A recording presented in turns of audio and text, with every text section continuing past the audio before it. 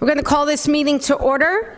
If you'll please rise. The invocation will be led this morning by Supervisor Wakimoto and the pledge by Supervisor Bishop. Dear Lord, we thank you for this day, and we ask your guidance as we deliberate on things that involve the county. Give us good discernment and help us to make wise decisions. We ask these things in Jesus' name. Amen.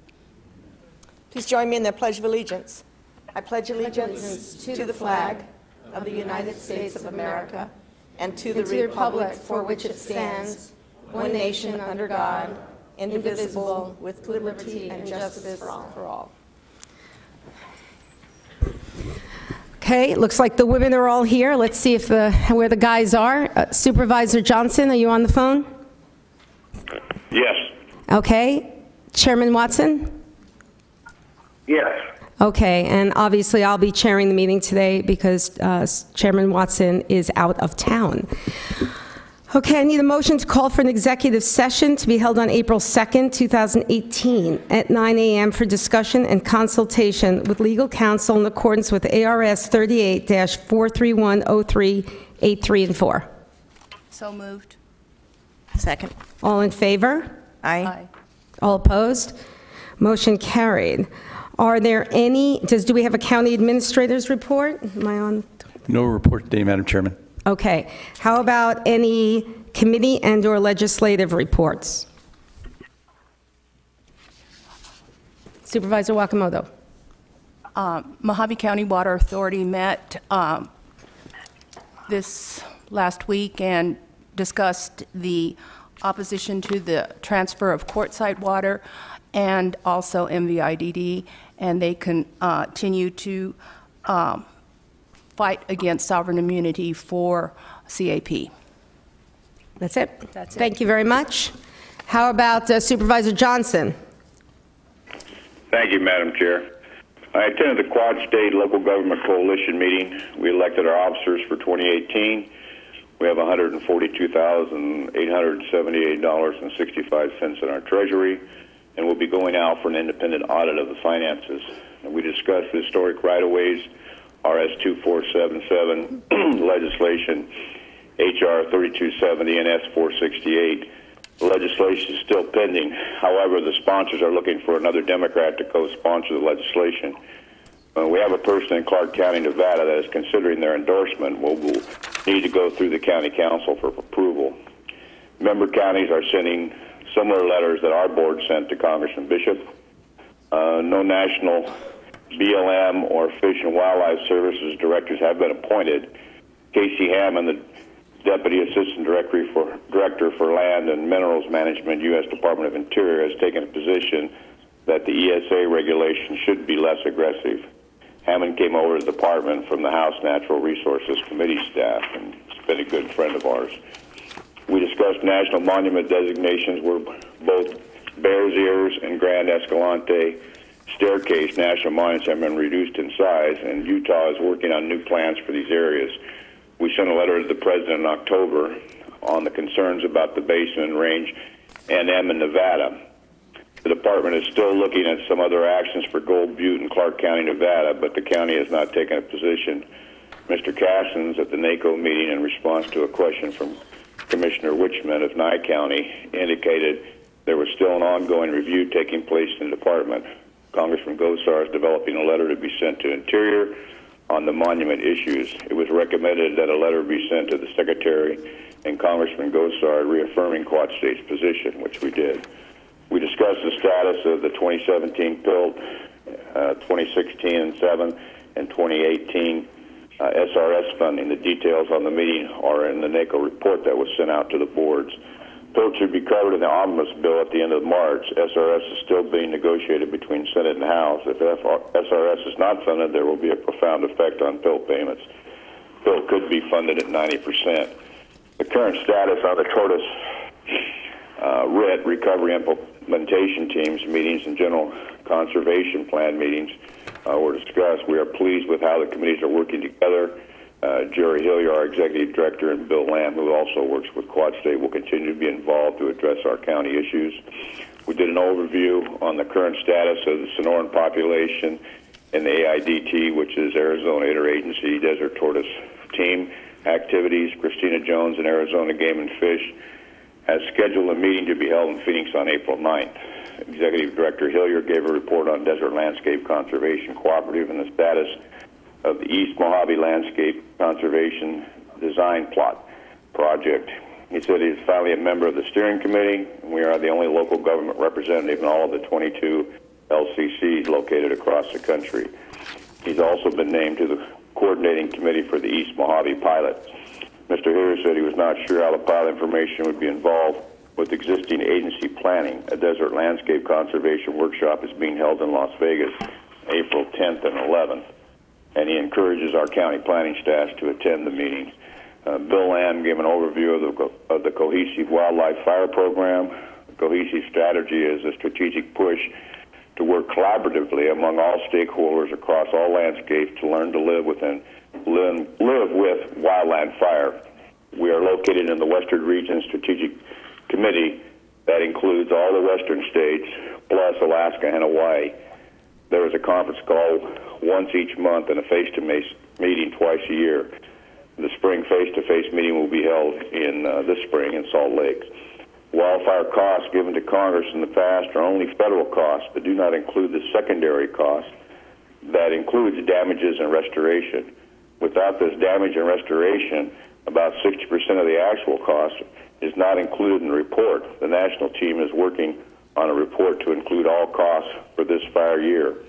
Without the 60%, the costs were $3 billion. Now, the tribes are getting more involved in the cohesive strategy and are preparing hazardous mitigation plans that are reviewed by FEMA to ensure that the planning criteria has been addressed.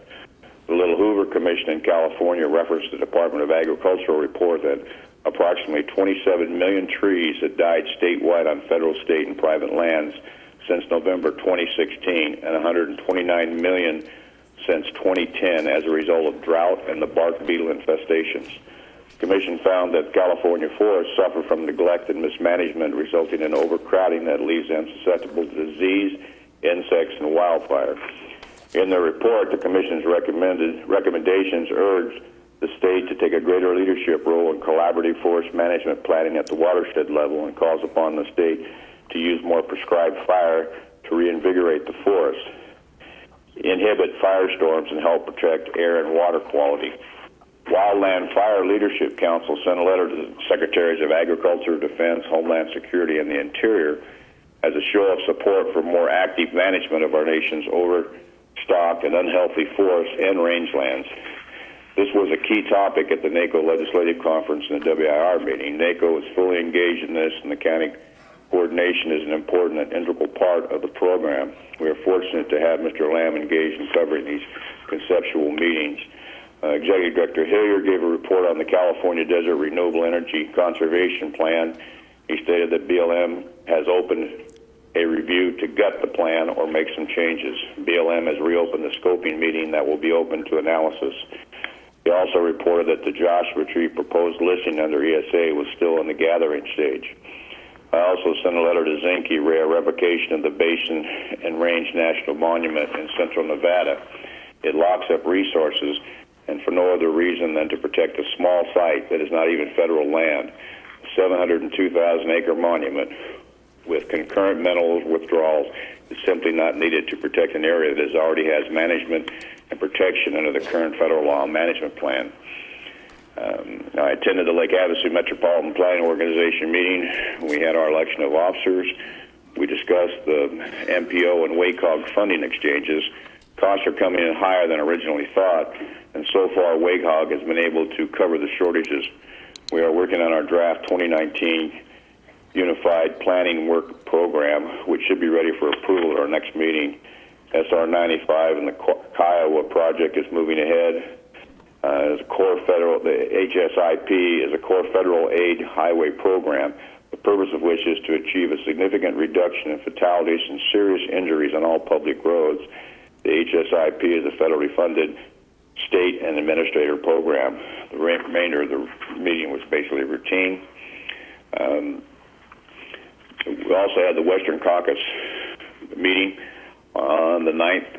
Congressman Gosar, who is the chair of the Congressional Western Caucus, put together a roundtable discussion on various topics ranging from mining to water and fire suppression. In attendance were members of the Western Congressman Bob Bishop from Utah, Doug Lamont from California, Dan Newhouse from Washington, Bruce Westerman from Arkansas. Representing Arizona were Congressman Gosar and Andy Biggs. The roundtable discussion featured over 25 representatives and stakeholders from various organizations, governmental offices, along with congressional staff. Brenda Berman, Commissioner of the Bureau of Reclamation, was a keynote policy speaker at the roundtable. She spoke on the West's dire drought conditions, but applauded Arizona's conservation actions. Due to good conservation, she anticipated that should levels at Lake Mead keep dropping, Arizona residents will not see any drastic impact for a few years. During her speech, Berman mentioned the drought contingency plan currently being worked on by federal official states in Mexico. She stated that the agreement has been put on hold due to the differences regarding what entities will get shorted water first and how much water will be cut. Berman hopes to see some action on the plan by August. The roundtable discussion consisted of 5 panels dealing with mining and minerals, water, healthy forestry and fire protection, tribal priorities, and Arizona's roundtable on local municipality issues. Gregory Lucero, VP of Community and Government Affairs for Arizona Mining, Inc., gave a presentation on the Taylor deposit in Santa Cruz County. Lucero reports the Taylor deposit contains high-grade zinc, lead, silver resources. Their plan is to be full production by 2020, at which time the mine will average an annual production of 946 metric pounds of zinc, equivalent to 9.5 million ounces of silver production in concentrate in the first 5 years. Lucero stated that the project has just received the required state permits, which is an important milestone to execute their mine development strategy. Another topic of discussion that dominated this was the Forestry Department and wildlife from wildland fires. Past year, the Forestry Service has spent over $2 billion on fire suppression costs. Fire suppression has ballooned in the recent years, from being 15% of the budget to 55% or greater, which means in order to make up the suppression costs, the Fire Service keeps having to borrow from funds that are intended for forest management. We're in kind of a catch-22. In order to help stop the spread of fires, we need proper forest management. The thinning of our forests should save taxpayers millions on fire suppression. Yet we are having to spend funds that should be going to forest management on fire suppression due to the large forest fires in recent years. A gentleman named Jim Wheeler with Global Superior Tanker Services showed the group an interesting video of the latest invention to help fight wildfires. The B747-400 supertanker is an aerial firefighting tanker with almost twice the capacity of the next largest aerial tanker. 2 separate but identical constant flow systems are pressurized, which allows for either continuous discharge or up to 8 segmental drops.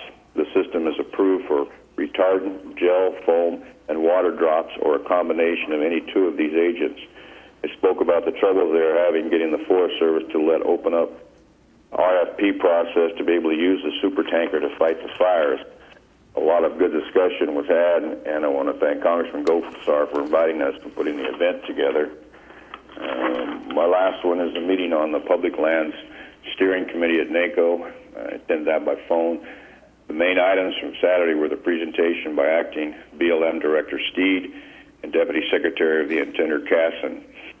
The main item on Sunday was a presentation by the Forest Service Chief Toke. Steed's talk can best be described as refreshing. He came from Congressman Stewart's staff, but has had a varied career in law and resources. He laid out the Secretary's position, stewardship, with much reference to Teddy Roosevelt, energy and natural resource development, restore trust in the agency and be a good neighbor, ensure sovereignty means something, increase revenues to support DOI and its mission, reorganize for the next 100 years, protect people on the border, strike regulatory balance, modernize infrastructure. Most speak for themselves. He wants to return to multiple-use mission spelled out on the FLIPMA, and also wants a shift from what the agency has slipped into, a reaction of no and slow. He admits that how will be difficult. He wants local communities to have a bigger voice in land and resources. He wants inefficiencies identified and overcome. He assures all that the agency will meet its legal and stewardship responsibilities. He went on into some detail on eliminating duplicity. If there is a state law regulation handling an issue, there is no need for BLM to duplicate the process with overlapping personnel. He sees the CEQ and the DIO making NEPA easier and a shorter process. He specifically decried the 6,000-page documents that are all too often produced over a too long a period of time. He expects field offices to coordinate with local government. The agency has lifted moratoriums on coal and lifted proposed mineral withdrawals that were overkill in his opinion. He dwelled on the 3 W's: wildfire, wildlife, and wild horses. On fire, he seeks better cooperation and coordination and innovation, such as grazing used to reduce the fine fuels. It looks like it'll receive some higher level advocacy. On wildlife, he recognizes conflicts, but thinks the agency can do a better job of landscape management and landscape restoration. On the wild horses, Steed ran through all the numbers and costs. They have over 100,000 animals to take care of, and the national target is 27,000 on public land range. The agency is seeking innovative solutions, though most will require changes in the law. Todd Devlin from Prairie County, Montana, asked about BLM continuing with wilderness inventories, or at least surveys that were by law supposed to be completed in 1991. Steed was non-committal but promised to look into the matter. Forest Service Chief Toke, in many respects, was a carbon copy, parallel presentation to Steed's. Though shorter and less specific, he began by emphasizing the new mantra of shared stewardship.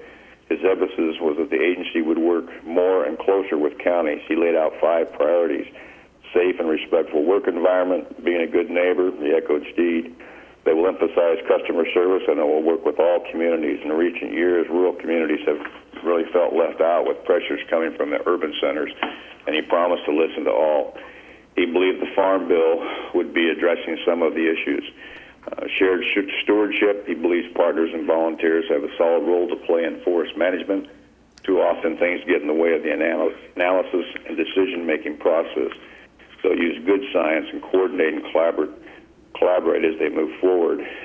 Improving forest and rangelands, the service estimates 80 million acres are at risk. They need to use every tool available and be innovative in seeking solutions. It's been 20 years since there's been an active timber harvest and adequate forest management. Number 5 was ensuring recreation opportunities and access. The service believes much access has been lost from a lack of maintenance of trails and roads. The total infrastructure is inadequate and requires much maintenance. Partners and volunteers will be needed to ensure scarce dollars go farther. He spoke of changing approaches, including making NEPA easier to complete. During the question and answer, he was asking two different questions about RS 2477 and access. One was very specific on requiring federal court quiet title. He couldn't speak on the issue and said he would check it out. We were able to get the microphone from the audience and spoke to legislation. Commissioner James Cashin was previously been in the Department of the Interior. Currently, he serves as the Assistant Deputy Secretary, essentially a third person in the department. He spoke to the current draft of the proposed Department of Interior reorganization. In essence, the Secretary wants to co-locate all staffs in the same tent and get rid of the silo type of operations where BLM, NPS, and Fish and Wildlife Service each defend their own turf. The regions are based on state lines to a great extent. They are looking into department teams to solve problems with each region solving problems and conflicts before they reach the Washington office. Whether the regional director would have line authority or be a facilitator among agency directors is yet to be resolved. After reaction of the national governors, the department retreated from the watershed or eco-regional boundaries. For our area, the map shows authority counties would be divided among 3 regions: Lower Colorado River, California, Nevada, Great Basin, and Upper Colorado. The Lower Colorado River BLM administration will be clean in that Arizona BLM administers both sides of the river. The California Desert Conservatory area is split on the San Bernardino County line. Inyo and Kern counties would go to California, Nevada, Great Basin region. The remainder would be with the Lower Colorado, which is Southern Cal plus all of Arizona. All of Nevada is in the California Great Basin region, placing the Mojave Desert part of southern Nevada and northern California, and all of Nevada. Washington County would be an upper Colorado region. During discussion, the Nevada officials objected to being included with California, and there's too much difference in politics and regulatory framework. The balance of the meeting was essentially routine. Jonathan Sheffield, the new assistant director for NACO, who handles public land issues, gave an update on PILT and SRS. There's confidence it can get done, but still lots of disagreement on SRS and active forest management. And PILT is yet to be appropriated for FY 2018, the June payments. But I'll expect passage at the $465 million level. There's now on the effects of the PILT distribution and payments of SRS if it's not reauthorized and funded. Todd Devlin gave an overview of the PILT history and argued PLPSS set up another work group on the subject. A woman from the Pew Trust presented a paper on arguments on funding the $11.8 million backlog of national park maintenance. The Pew Trust believes there should be dedicated funding and an infrastructure package. Public Lands took no position. Randy Phillips, Forest Service liaison, handed out work in process paper on collaboration, which has key steps on building trust between the service and local government. The Agricultural Steering Committee and others are holding a Farm Bill Summit in Palm Beach, Florida, April 9th and 10th. Mike Zupko, the manager of the Western Fire Leadership Council, and Katie Lighthall, the Western Regional Coordinator of the National Cohesive Wildland Forest Strategy, both spoke at length about integration and coordination of fire management efforts. One of the fundamental pitches is the need to fully coordinate with local fire control and organizations and ensure rapid response by the closest, and also coordinate costs and expenses. Both spoke to a new focus, a fire year, no longer a fire season. Lighthall said they were hosting a conference in Reno March 27th and 29th, and the theme will be how can we do a better job. The big date will be at the WIR annual conference in Sun Valley, Idaho, when they will release their playbook. It will have specific messaging for fire management as well as identifying how counties can better focus their efforts by first defining what kind of county it is. In response to both, a plea and a commitment from the Ventura County Supervisor Kelly Long, the response from Katie was that the goal was to build resilience. But in the process of doing that, the assumption of risks, such as prescribed burns, was integral and had to be accepted by agencies and government. That's all, Madam Chair. Well, thank you very much for that very intense report. Anyone need a break? Okay, thank you, Supervisor Johnson. Supervisor Bishop. Yes, I just wanted to report that last week I attended the County Supervisors Association monthly meeting, and our Director of Development Services, Tim Walsh, attended as well and gave a very good presentation on the water situation in Mojave County, specifically the Wallapai Aquifer. So I just wanted to thank Tim publicly for traveling to Phoenix with me and giving that presentation. Thank you. Chairman Watson and I attended the NACO Legislative Conference in Washington a couple of weeks ago. Chairman Watson? I have some remarks. May I make my remarks and then you can add in what I've left out?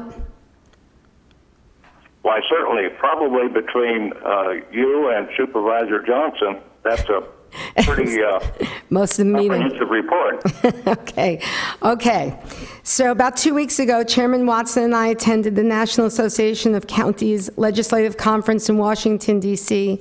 Unfortunately, due to the weather issues that particular weekend, I arrived a day late, but still caught a good part of the conference and learned some very interesting things that I immediately brought to the attention of our county manager and the Bullhead City manager. First, I'm excited to report that much has changed in Washington since I had been there last. The Trump administration has made some big changes, and you could feel it.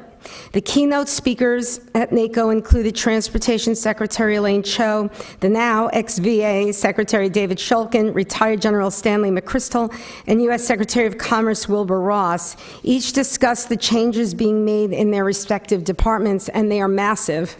I attended sessions about the President's infrastructure plan.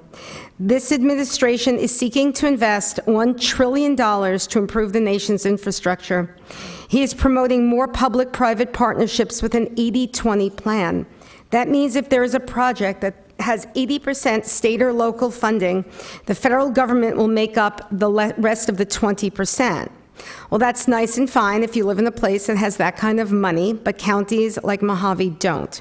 President Trump thought of that too, so he has proposed a $50 billion carve-out that will be distributed to the states over a 10-year period. Where it goes will be at the sole discretion of the governors. I immediately contacted Representative Codd and Senator Borelli so they can find out more of the details and make sure that we get on that list. We found out there is an exciting bipartisan program within the newly passed tax bill called Opportunity Zones. Opportunity Zones offer favorable capital gains treatment for taxpayers who invest in designated high-poverty neighborhoods.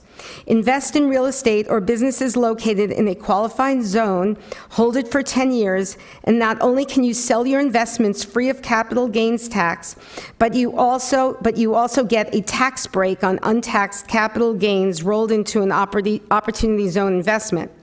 Individuals in a high-tax state and with short-term capital gains can avoid $7.50 in taxes for each 100 they invest, even before considering any return on their zone investments. It's very favorable treatment. An area must meet certain requirements to be designated an opportunity zone. The deadline is approaching, and I know that Mojave County Economic Development Director Bennett Brantley and Mike Hendricks and Toby Cotter from Bullhead City are working on it. They actually knew about it before I let them know, so I want to thank you for that. And we're going to make sure that areas that qualify for the programs here in Mojave County will be included.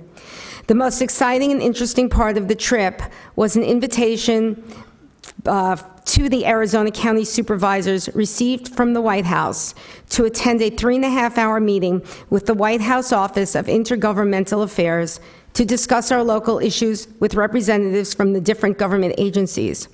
We were told that this administration plans to meet with supervisors or commissioners from all the states. They said they understand the hard jobs we have and how the decisions they make in Washington affect us, and they wanted to do a better job of communicating with us. We heard from a variety of different offices, including the Department of Transportation, the VA, Department of Energy, Health and Human Services, and Department of the Interior. Chairman Watson and I concurred that the gentleman from the Department of the Interior will be our new best friend. Kellyanne Conway stopped in to tell us about the President's program for the opioid problem in this country, and that the President is committed to helping not only reduce people on the narcotics, but to help with recovery programs. That excited me because this is something I've been working here in Mojave County on. Hopefully next meeting I will have very good news to share. But this White House meeting showed us that Washington wants to work closer with local governments. The supervisors from our delegation said that they have never seen this kind of outreach, and everyone, Republicans and Democrats, seemed very pleased. We were given a list of the people we met with. We were given their business cards and in some cases their cell phone, and we were told to call whenever we have an issue. If this works, it means we don't have to go through the myriad of people and levels of government we usually do to have our issues heard. I have sent the handout with the numbers to the clerk of the board and instructed her to send it to the rest of the board, and I believe they have a copy of it or will be receiving it by email. The next day, I visited some of our delegation on Capitol Hill, shared some of our issues with them. We handed our water resolutions and letter to Secretary Zinke, to a representative from the Department of the Interior, and I left it with Senator McCain's office. In closing, and I think Chairman Watson would agree, this was a great trip with a lot of good information. Okay, Chairman Watson, what do you have to add? Hello? Did I put him to sleep? Is he still on? No. Oh, Chairman Watson? Yes. Thank you. Thank you. You did an excellent job in reporting what we did in Washington, D.C., and I think between your report and Supervisor Johnson's report, we have a pretty comprehensive outline of what's occurred in the last couple of months. I was very pleased to attend the conference in Washington, D.C. at the White House, and I think it's a major turnaround for local governments to be able to work with the federal departments now. And I would just think it was just a superb opportunity for us to get together. And I thought it was well planned, and they did a very good job. I just have one question. Did we get a motion and action to call for an executive session to be held on April the 2nd? Yes, we did. Okay, thank you. You're welcome. That's really all the report I have. Okay, thank you. Just something else I wanted to add. Two of the people who now are on that legislative affairs in that office are from Arizona, and we know them.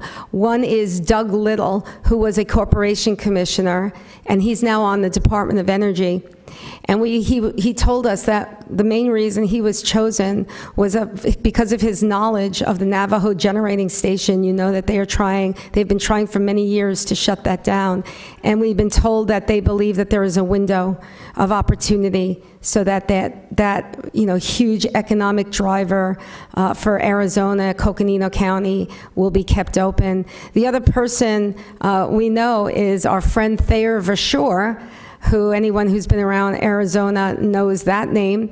And now he's working in the Veterans Affairs Office, which I'm very excited about because a lot of our issues that come before us are veterans issues. So if anybody has any issues that they're having problems getting heard, I think that that wall will be broken down with Thayer. We have him on his cell phone, and we'll be able to get in touch with him. So thank you very much, and I think we'll move on from the reports. I need a motion to approve the February 20th, 2018 Board of Supervisor meeting minutes. So moved. Second. All in favor? Aye. Opposed? Okay. Aye. We're going to just change things up a little, and we're going to have our presentation, which is our 2017 Service Awards, before the call to public. So if everybody who's involved in this, and I think you want us to come down as well, do you want to? Good morning. Morning. Karen Otto, I'm from the Human Resources Department. Mojave County officially recognizes an employee's years of service through the Service Award Program. This year, there are 130 employees who reached their anniversary in the year ending December 31st, 2017. All employees with 5 to 35 years of service will be recognized within their respective departments. This morning, we present awards to those employees in attendance that are receiving a service award for 15 to 35 years of continuous service to Mojave County.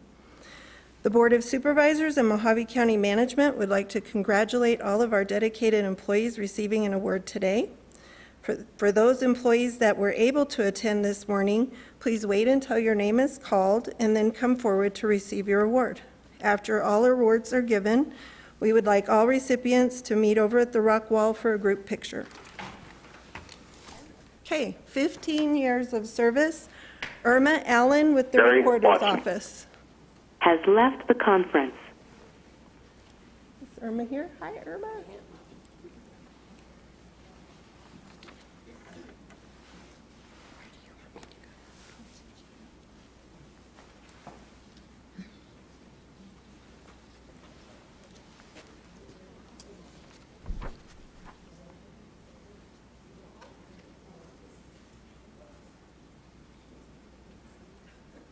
Kathy Batchelor with the Probation Department.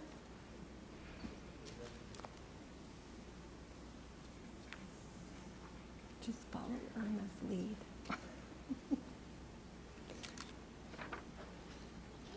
Terry Bond, Community Services.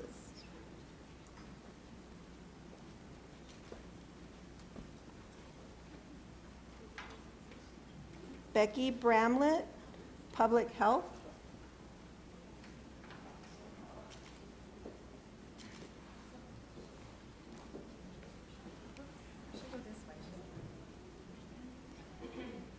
Terry Bryant, Office of Financial Services.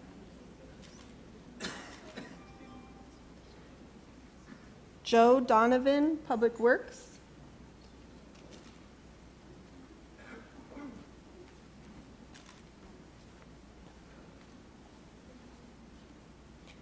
Jill Evans, Legal Advocate.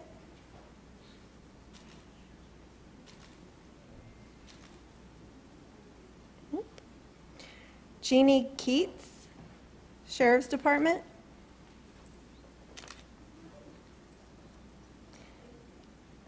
Alan Timpert, Elections.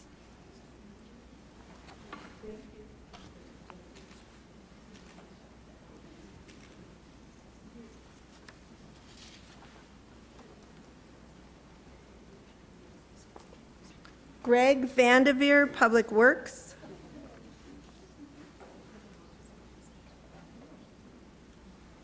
For 20 years of service, Lori Coetzee, Public Health.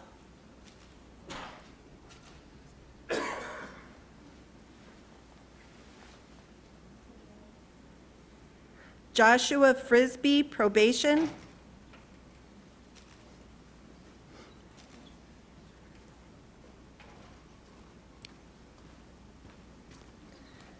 Jenny Reinhold, Public Works.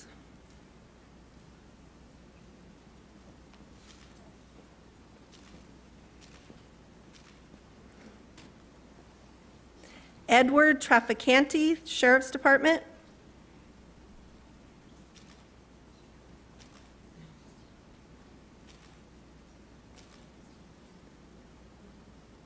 Terry Walsh, Public Works.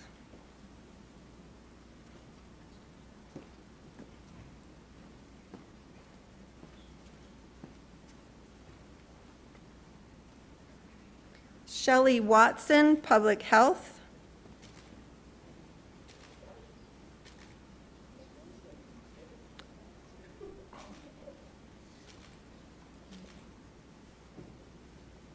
"25 years of service, Becky Fossen.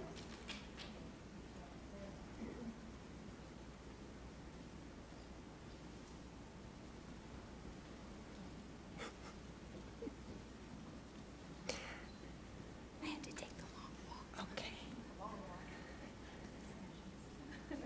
Julie Hulsbeck from the library. She came back from retirement to get her award.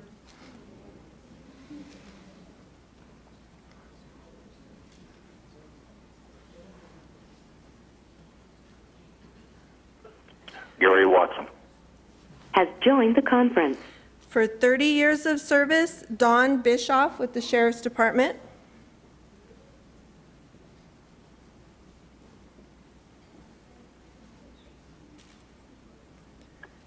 Matt Smith with the County Attorneys. I guess is the County Attorney.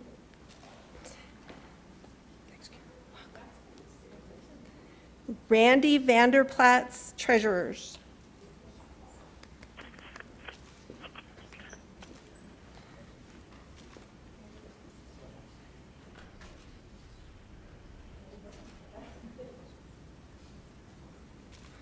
And then unable to attend, but I think definitely worth the mention, Charles Kaiser in the Assessor's Office, 35 years of service. That's all. Thank you.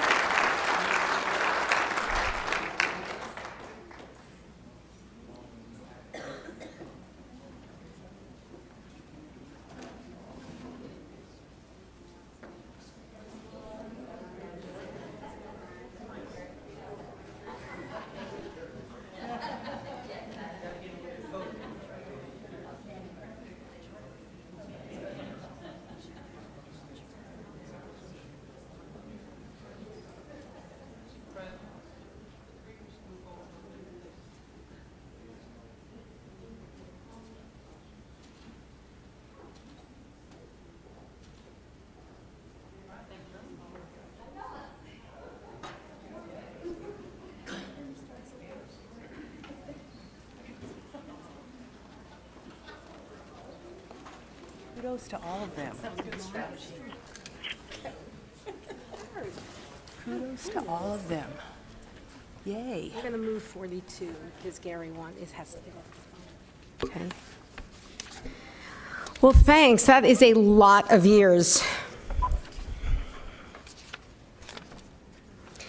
Okay, while everyone gets settled, I'm going to take a little bit of privilege here, and I'm going to, is Supervisor Watson still on the phone? He's back? Yes. You have requested that we move item 42, which is your item, right after this item, we'll have we'll go back to call to public. So item 42, brought by Gary Watson, is discussion and possible action, authorize the expenditure of funds approved by the Board of Supervisors at their meeting of March 5th, 2018, item 37, and authorize Riley, Carlock, and Applewhite to draft a legal memorandum and complaint, if necessary, outlining the county's cause of action against MVIDD. Is there any Angus, motion to approve. Second. There's a motion, second. Any discussion? Hearing none. All in favor? Aye. Aye. Opposed? Motion passed. Now we will go back to our call to public. Those wishing to address the board, excuse me, at the call to public regarding... Excuse me, Chairman Watson? Thank you very much. I really appreciate that. Thank you, Chairman. Oh, no problem. Are you going to be staying with us, or do you have to take off? I'll have to be leaving shortly. Thank you very much. You got it. Okay, call to public. Those wishing to address the board at the call to public regarding matters not on the board agenda must fill out and submit to the clerk a call to the public request to speak form located in the back of the room prior to the meeting. Action taking as a result of public comments will be limited to responding to criticism, referral to staff, or placing a matter on a future agenda. Comments are restricted to items not on the regular agenda with the exception of the consent agenda, and must relate to matters within the jurisdiction of the board. I want to repeat that sentence again. It must relate to matters within the jurisdiction of the board. And I say that because I'm first going to call up Mr. Arthur Garnica. And Mr. Garnica, we've heard from you for several meetings, and you are going to address us about the Northern Arizona Fire District. And that is not within our jurisdiction. You're here. I'm going to let you speak, but you have to know that this is not in our jurisdiction. All right. I just had a question for Ryan Espin. We need your name and address, Arthur please. Garnica, 3902 East Packard, Kingman, Arizona. I want to ask Ryan Espin how I go about filing a complaint against Steve Ald and Lyman Watson for harassment at these board meetings. As I was walking out of this last meeting, Steve Alds told me, I'll be seeing you, and call me by a different last name. So when I came back in, I told him my name's Arthur Garnica. He kept on calling me by this other last name. The only way he can get that last name is if he ran my name for some reason, which is abuse of his powers. And they've been harassing me for a while. And I just wanted to ask you, who do I complain to about them? I'd be happy to answer that after the meeting. We're limited to what we can talk about during this call to the public. The idea is that the call to the public is for you to express your things to us, and then we refer it to staff and to other members to answer that question. So I'm happy to answer it, but it'll be after the meeting. I'd be more than happy to do that for you to answer your question. Another question is, because the last time I spoke to you in your office, you told me they were allowed to violate my civil rights as freedom of speech, disrespect me, and all this other stuff. So is there someone else I can go to beside you to talk to? Mr. Garnica, why don't you take these questions offline to him after the meeting, because he cannot respond to you right now. Can I ask you, who can I speak to?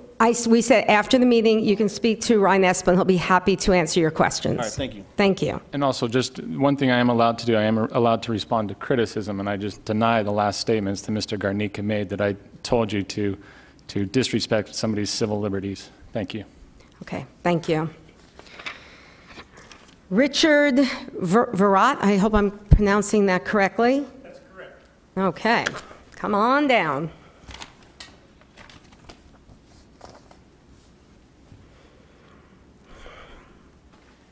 My name is Richard Virat. I live at 9536 North Concha Drive, Kingman, Arizona. And you just brought it up. What can you do? What do you have jurisdiction over? And you claim that, Mr. Garnica, that you have no jurisdiction. But let me refresh this board's memory.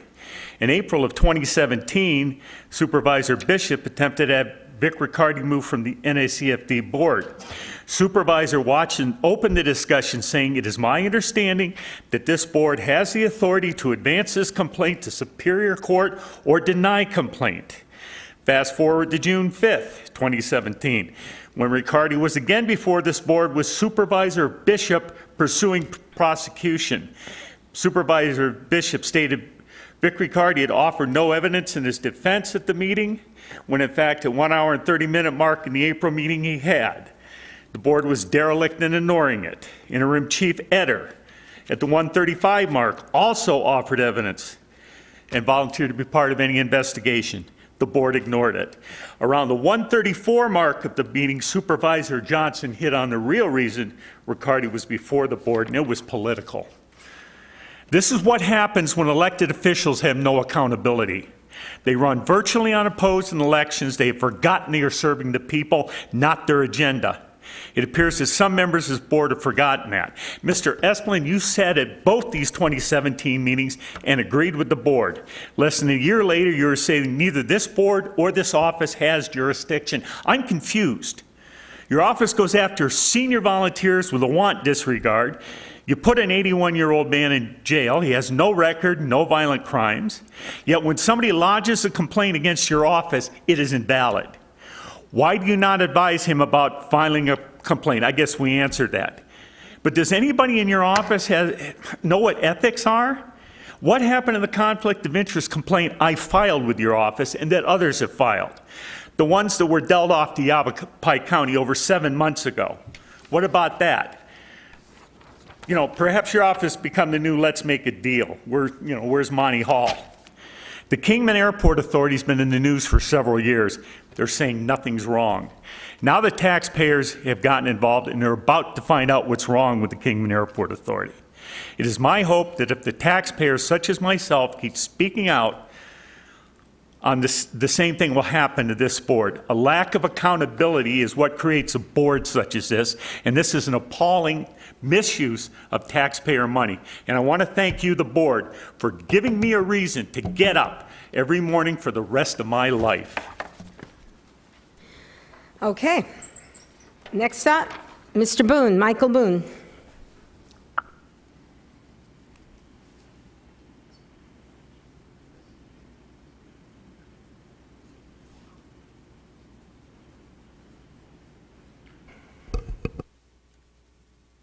Michael Boone, 2210 Palo Verde North, Lake Havasu City.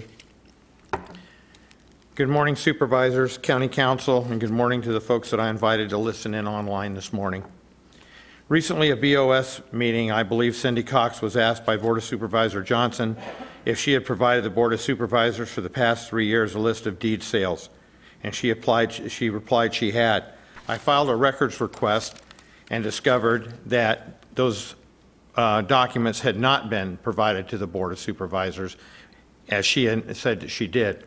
I did some legal research and found Ordinance 2013-03 that was crafted by then Supervisor Moss. In reviewing the ordinance, it exempts elected officials and gives them a license to be untruthful with no recourse.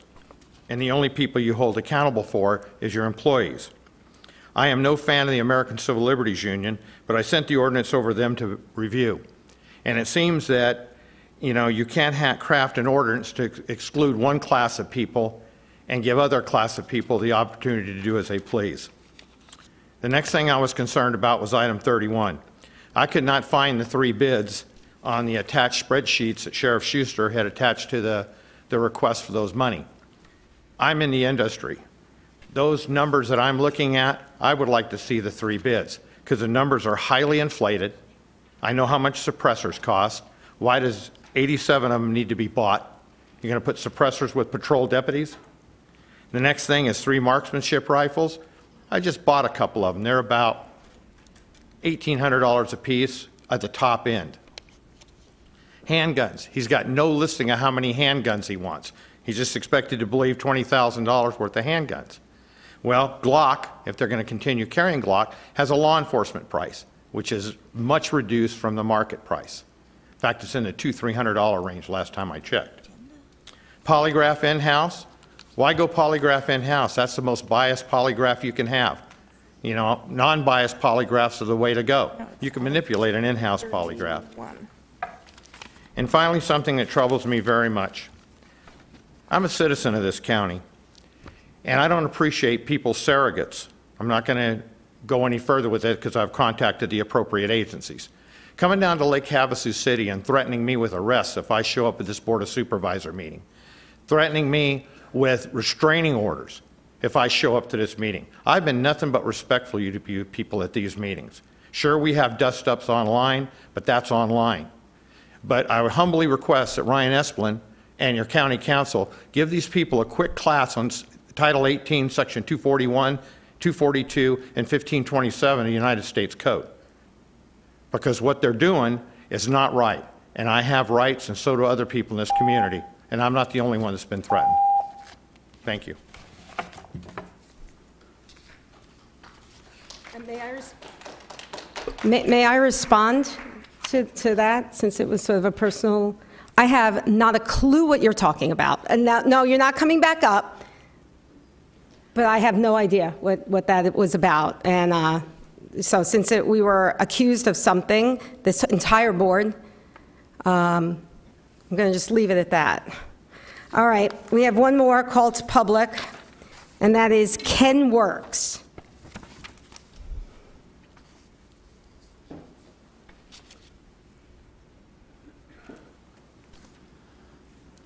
Ken Works, 2250 Crystal Springs Road, Yucca, Arizona. There's a concern that this administration, though it's friendly to whatever the counties generally want to do, I'd like to see that the county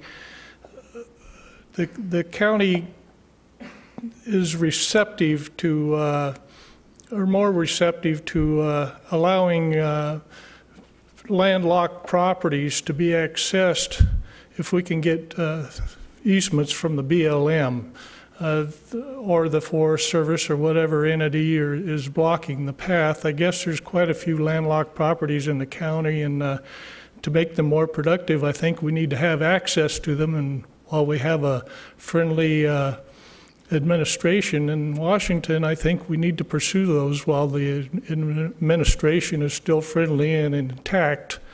That was the only thing I wanted to say. Thank you. Thank you very much. Okay, that's all that have signed up. Is there anyone else who'd like to say something? Okay.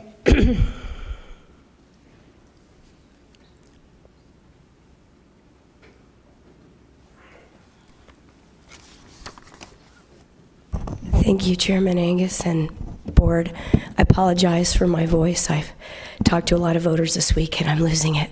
My name is Jennifer Jones Esposito. I'm a candidate for the Arizona House of Representatives.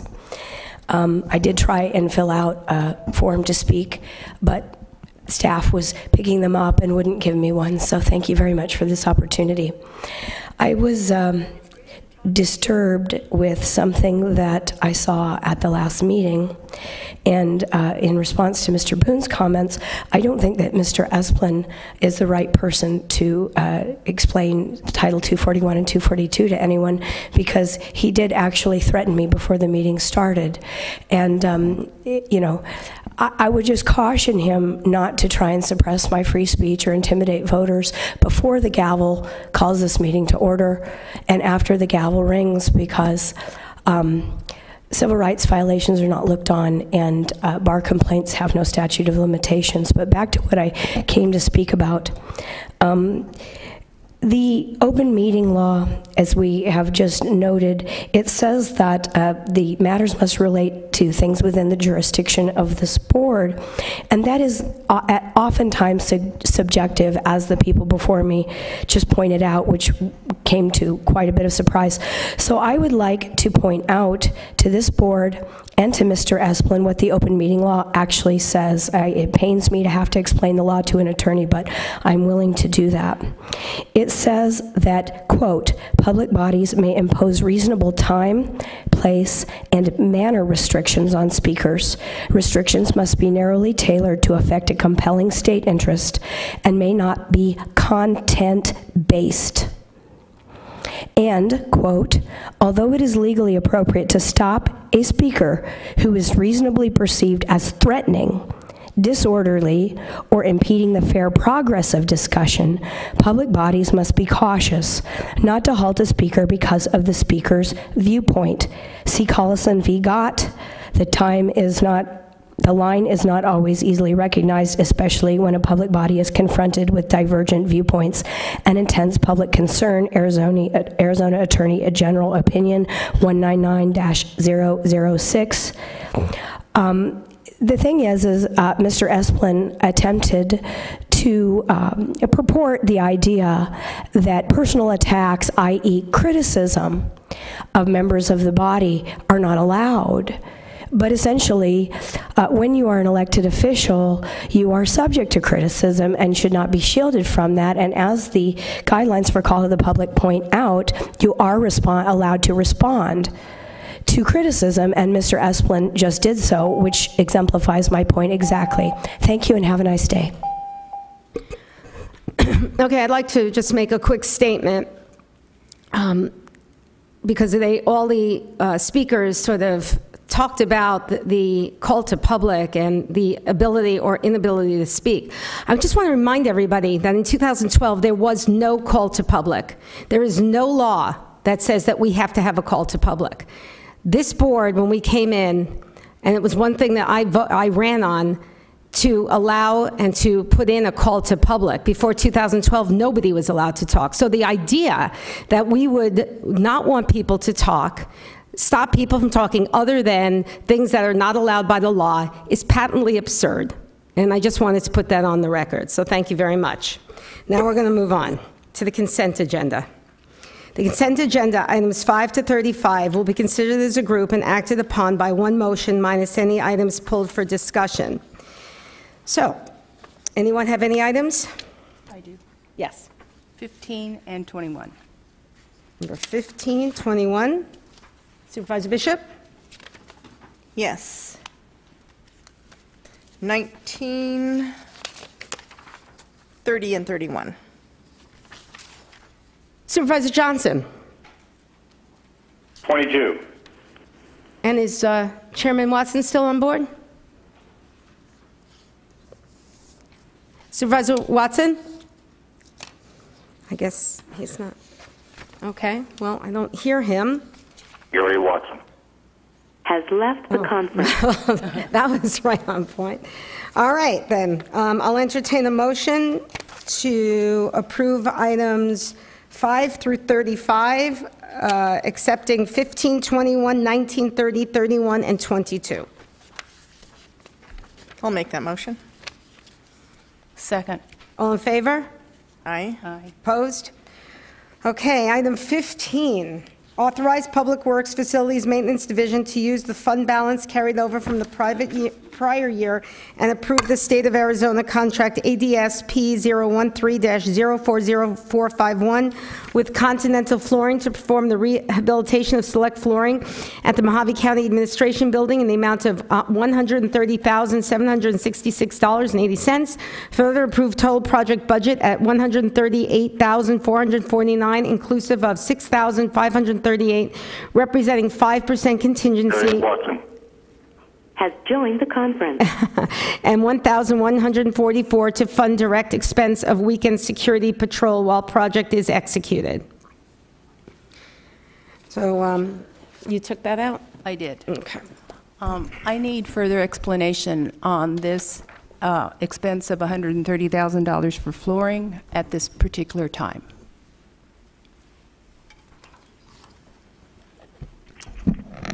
Good morning, Chairman Angus, members of the board. This project was programmed by Public Works in the adopted FY18 budget. It has since been downsized to approximately 24,453 square feet from the original program project and targets carpet replacement in nursing, public health, WIC, community development, public fiduciary, treasury, the third floor main traffic access ways, and elevators. Now, carpet in these high traffic areas seldom incurs a service life of over 10 years. under routine professional maintenance. And the administration building, as we know, has been open to the public for over 12 years. And I should point out that the first 10 years of operation and maintenance and custodial services at the administration building was delivered under contract and not by Public Works Facilities, as is presently being provided. Carpet maintenance can account for as much as 70% of the overall ownership costs of such flooring. And we have reached a point where we see a significant ramp up of investment of what I call restorative cleaning, and that is cleaning from such a standpoint with frequency and intensity, where it entails deep cleaning and removal of deeply embedded debris, etc. However, in some of these public areas, the carpet has worn to an extent where even restorative cleaning really provides no benefit per se, because the condition, the grade of the carpeting in its present condition just would not be receptive to such restorative cleaning. So staff took the initiative to scale the project back in such a manner that we're really targeting just the high traffic areas, the ones that are really on display to the public, and as such we respectfully request the board consider the rollover of FY17 funds that were unencumbered but not programmed in the FY18 budget to FY18 for this project. Thank you. This is for high traffic areas mostly. Supervisor Wakamoto, that is correct. Yes, these are areas on the first floor, and then, as I mentioned, the third floor main access ways for the public. Okay, thank you. Okay. Everyone, any other questions? Actually, yes, sure. Chairman Angus, rolling these funds over to pay for something that's not budgeted, wouldn't it be better to just put this money back into the general fund and then request this in the budget that we're working on right now? I mean, it'd be the same money. It's just how it's being accomplished, is my understanding. Chairman Angus, Supervisor Bishop, good question.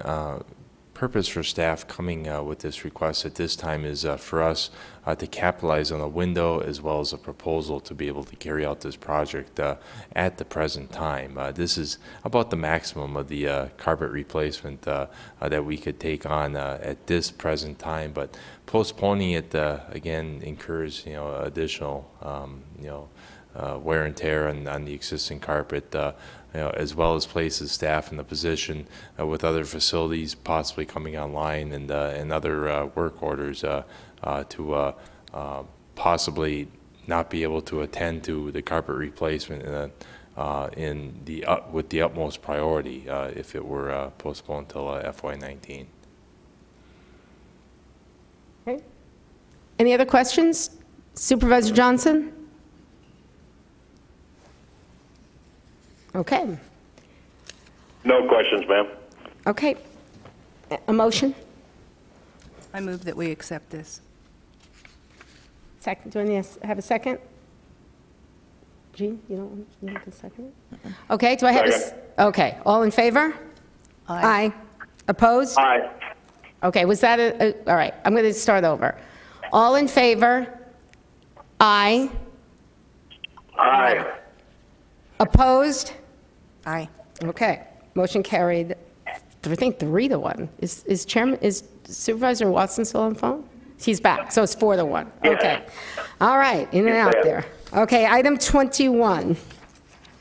Acknowledge abandonment application proposal from Colorado Riverfront Property Owners Association to abandon the west 200 feet by 50 feet portion of County Route 227, Courtright Road, extending from the west right-of-way line of Evans Lane, 60 feet wide, to Dyke Road, Section 24, Township 17 North, Range 22 West, located in the southwestern Fort Mahoney area, as provided in ARS 287215. Okay. I want to know how this affects the county and the county properties if we abandon this road.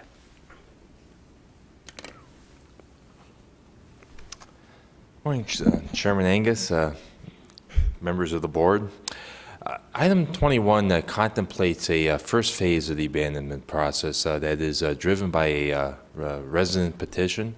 This particular phase is presenting the petition to the board for acknowledgement and referral to staff for purposes of advancing the formal process of notification of the abandonment, as well as soliciting comments from stakeholders. However, in looking at this particular request, I do want to express a staff recommendation and some facts as it relates to the particular abandonment. This is the westernmost section of Courtright Road. It's a paved section between Evans Lane and Dyke Road, and it is currently under Mojave County maintenance. As you all may know, Dyke Road does provide access to numerous platted parcels, many of which are developed immediately north of the Courtright Road, Dyke Road intersection, as well as extending south of Courtright Road all the way down, with the exception of a particular gap, all the way down through Bermuda Plantations to Highway 95. Now, Dyke Road is gated on both sides of Highway 95 and Courtright Road to the south, but nonetheless, it is the only route by which those property owners can access their properties. So as a result, I do wish to point out for the board's edifice that the county does maintain an existing 50-foot right-of-way designation. It's known as River Avenue, and it extends from Levee Way all the way to the west to the Colorado River, literally riverfront. And as a result, there is a lot that exists 50 feet wide from Dyke Road to the waterfront, and it's actually flanked by two residential developed properties. The idea of abandoning Courtright Road in this instance does reasonably sever access to not only the properties that I spoke of in a larger group, but the county's River Road right-of-way. Yes, Dyke Road can be accessed further north from, say, King Street, or it even runs all the way to Aztec Road, but those are, fairly remote areas and fairly undeveloped areas. So for all practical purposes, with Courtright Road north of River Avenue by about 3/4 to a mile, and the only other access being from the south from Harbor Avenue, which is the most direct and reasonable access, one has to step back and consider the ramifications of abandoning Courtright Road, this particular section. Couple of things. I just mentioned the county's interest is Courtright Road providing really the second practical means of access, but also that is the terminus of a county-maintained road. And if there's a group of property owners, say, in Bermuda Plantations, just a subset that desires to take a portion of Dyke Road into the petition a portion to take into the county's maintenance system, of course bring it up to standard, to Mojave County standards, they can work with Courtright Road being a reference point. But that would go away if Courtright Road were abandoned. And the only practical, actually, under our current process by which we have this standing position whereby roads petitioned for county maintenance need connect to either a state highway or a county maintained road, then the only other option is State Route 95. So just wish to point out, I know it was a lot of material there to present, but wanted to point out the fact that, long story short, the abandonment of that Courtright Road section would really remove one of two practical ingress and egress routes to the county's River Avenue property, as well as the other riverfront properties there along Dyke Road. I do want to express, and it's just my understanding from the applicant, that their desire is to install a gate across Courtright Road, not to demolish it or do anything else to it. But nonetheless, that particular move could be reasonably accomplished. And again, we bring this back before the board with potentially a long-term right-of-way use permit. We did something similar in the vicinity of Ann and Aquarius down in Mojave Valley for a wellhead that was discovered to be in county right-of-way. We brought that before the board a couple of years ago, and we did a 5-year standing right-of-way permit that was both revocable as well as renewable. So something of that effect could possibly be entertained. Again, I'm just hypothesizing there. We'd have to fully vet any type of proposal or application as being appropriate, but that is primarily the basis by which, stepping back, I would respectfully assert that staff would recommend the board not pursue this abandonment. Mr. Latosky, this item is just to, let the application go forward through its normal process. So since the citizens did that, I would think that we should go and have these discussions when the time comes, right? It's because this item is just to accept it and put it through its normal course. Chairman Angus, absolutely. We're consenting with the board at this point to obtain their acknowledgement and approval to move forward with the process. But the option still stands as far as if the board wishes to take any other action. So if we approve this, the next step is to have staff look at other alternatives or what? That they can have open meeting? Excuse me. Oh, Supervisor Wakamoto, if the board were to consent moving forward, staff would follow a state statute and effect the proper notices, as well as reach out to all the affected stakeholders, including utilities, for example, for review and comment on the abandonment proposal. Such has not happened yet. And then it would come back to the board? Correct, correct. Okay, thank you. Okay, any other questions? Yes. Mr. Lukowski, if we were to vote to deny this today, then would that save the county time and money? I guess I'm asking what the process is to serve notice and solicit the public comments, especially if we're leaning toward not approving this, because I think this property does have a certain amount of value, and the citizens that brought this forward are wanting us to just give it to them. Mm-hmm. So what's involved in putting this out for public comment? Chairman Bishop, I'm sorry, Supervisor Bishop, Chairman Angus, this is one of the loan processes by which we operate under a so-called development services model. We are funded through an application fee on the abandonment. We actually have a $600 application fee by which we work with to charge, direct costs for noticing, et cetera. So, we pride ourselves on service, so yes, there's a time component, but we just move forward and we have an application fee by which should cover most all costs, if not all costs of the noticing. And the applicant paid that $600 fee? That's correct. Already? Okay. Does that help you? Okay. That helps me. So I'll entertain a motion. I'll make the motion to approve. I'll make a motion to deny. Okay, well, we had the motion to approve first. So I need a second for that. Second. Okay, we have a motion and a second. All in favor? Aye. Opposed? Aye. Aye. So that was 2. Chairman Watson, that was a no from you against the motion? That is correct. Okay, so it's 3-2 to approve. Okay, thank you. Now, Supervisor Bishop reminded me, thank you, that I skipped over 19. Accept the petition filed pursuant to ARS 48903 for the establishment of the Malibu Road Improvement District located in Section 7, Township 20, North Golden Valley, and approve a security of $500 bond per ARS 48904 and set April 16, 2018 as a date for said public hearings provided by ARS 48905, and notice the same for the board to conduct the hearing, consider the petition to establish, and take action thereupon. Thank you, Chairman Angus.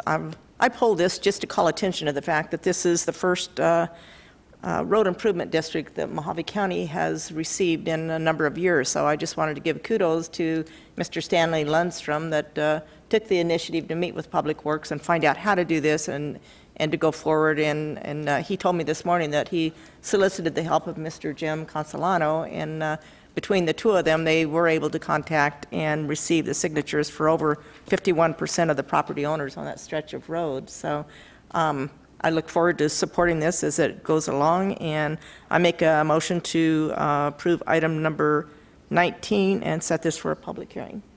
Yeah, I'd like to say this is the first time. We talk about it all the time. We tell people that's an option. So thank you for going ahead and doing that. So do I have a second? Second. Okay, motion is second. All in favor? Aye. Aye. Opposed? Aye. Okay, that was an aye. Okay, opposed? Okay, motion carried unanimously. On to number 22, authorized public waiver of $7 per vehicle day use fee at Davis Camp on Saturday, April 7, 2018, for purpose of promoting attendance to the 2018 Best Damn Food Fest to be operated by River Fund, Inc. under fee-based facility use permit. Who brought this up? That was Buster. Oh, Supervisor Johnson? Thank you. I guess my question would be for Mr. Lutowski.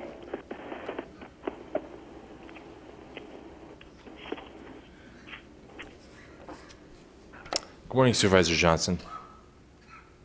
Morning, sir. We had talked about this. My concerns are that we're giving up all funds to be made from this event by giving away our parking fees or entry fees, and we're taking a portion of alcohol sales as our profits, I guess, to offset our loss. But we don't have anywhere in the contract that I can see that sets a minimum. So if for some reason they say, well, you only made $10, we only made $10, shouldn't we have in there somewhere something to offset our loss? Chairman Angus, Supervisor Johnson, good question. We have organized the 2018 Best Damn Food Fest on August 7th by rendering fees for the vendor utilizing renting the pavilion in South Beach areas consistent with the adopted fee schedule for Davis Camp. And that would be a fixed fee for the facility rental, as well as given that there's going to be alcohol sales involved by the nonprofit that's the event organizer. The county would receive 50 cents per unit alcohol sold. This food fest, as I'm sure is inferred, entails bringing together a number of food trucks from the outside and really catering to bringing in patrons to visit the park, have a late breakfast, have lunch, enjoy the food fest during the day. And as a trade-off to that, we found the day use fee of $7 per vehicle somewhat combating with the purpose of the food fest, meaning that charge patrons who come into the park, unless they're presented with some discount coupons or literally free food or drink vouchers, kind of becomes cumbersome with attracting an attendance. April 7th, it is a Saturday, but it is not a high day use event. We're not even near our peak season, which really ramps up come Memorial Day and obviously through the summer. So we're just not seeing a tremendous amount of revenue or revenue opportunity if we didn't have this event, period, if April 7th were just a normal day at the park. I just visited the park this past Saturday, and I can attest that while we have and it made me smile, a robust winter crowd there, a tremendous amount of snowbirds occupying the RV spaces. I mean, they're really chock full. I just didn't see any day users, and I shouldn't say any, but a significant amount. So just stepping back is just looking at this from the airplane view, this does seem a reasonable trade-off. But again, I didn't answer your question yet, Supervisor Johnson. The fee schedule adopted for Davis Camp for these types of events does not set a floor, does not set a minimum payment, say, for the alcohol sales. It just sets forth that we will collect at the end of the event 50 cents per unit. Supervisor Johnson? Yes, I guess for the board, my concern is that, we should have some set minimum fee that we're getting because Mr. Lutowski can correct me if I'm wrong, but we have no history to say at this event previously we would have made $5,000 from alcohol sales or $3,000. We're just doing something that hasn't been done before. That was my only concern, that we should have a minimum amount the county should recoup. That's all, Madam Chair. I'm a little familiar with this event. I've been working with the River Fund. The River Fund is one of the biggest nonprofits in our area, working, it's out of Laughlin, but most of their clients are in Bullhead City.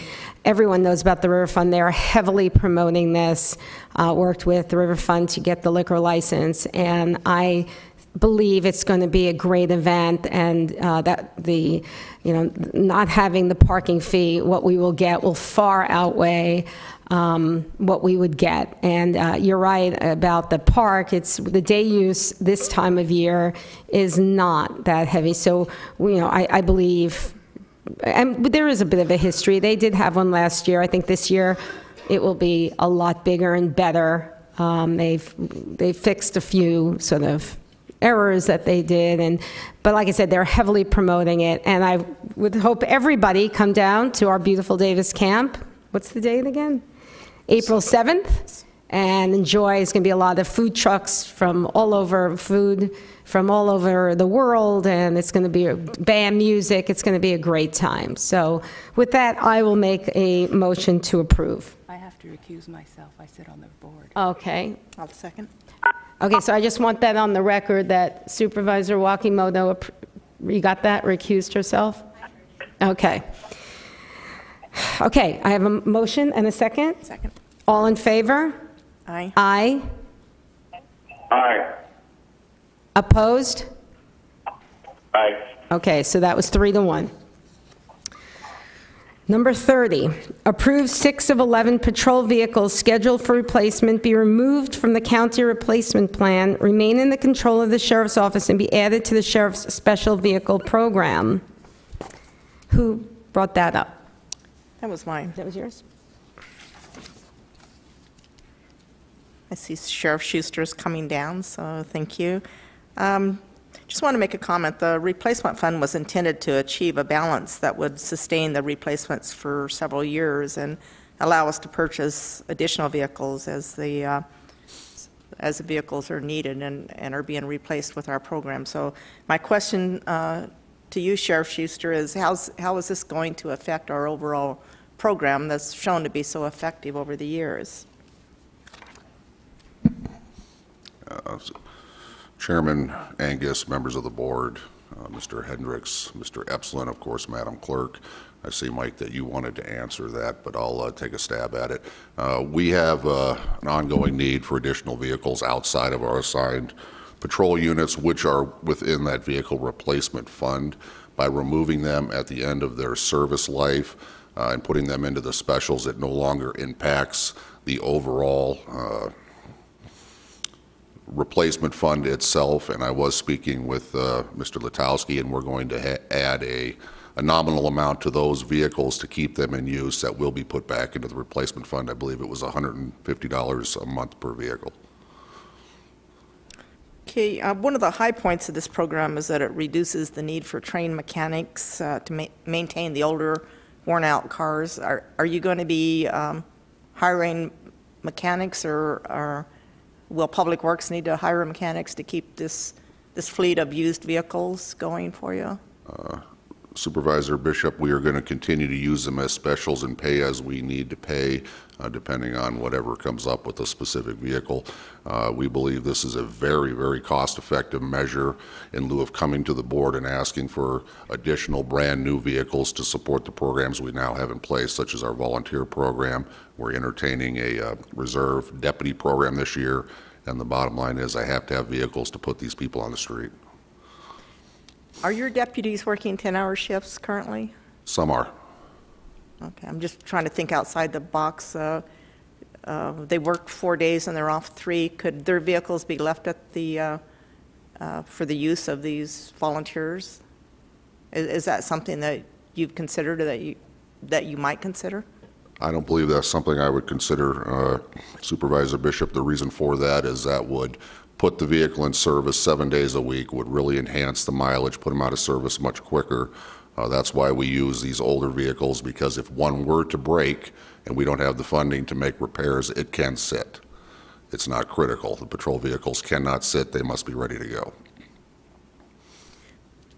Okay, just one of my concerns is that, we sell these vehicles and then we put that money back into the vehicle replacement fund. So I'm not quite sure how all that works with the program we have established. So maybe Mr. Hendricks can explain that, or Steve Mikowski. And I'm sure between one of us we can.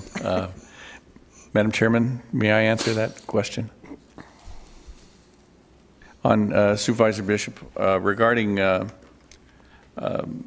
this new program that the sheriff is proposing, he believes the program is necessary. So I had a discussion with Public Works and the discussion regarding the vehicle and whatever impact this new program may have on our vehicle replacement fund. And you astutely stated that one of the concerns is these vehicles, once they're retired, would sell.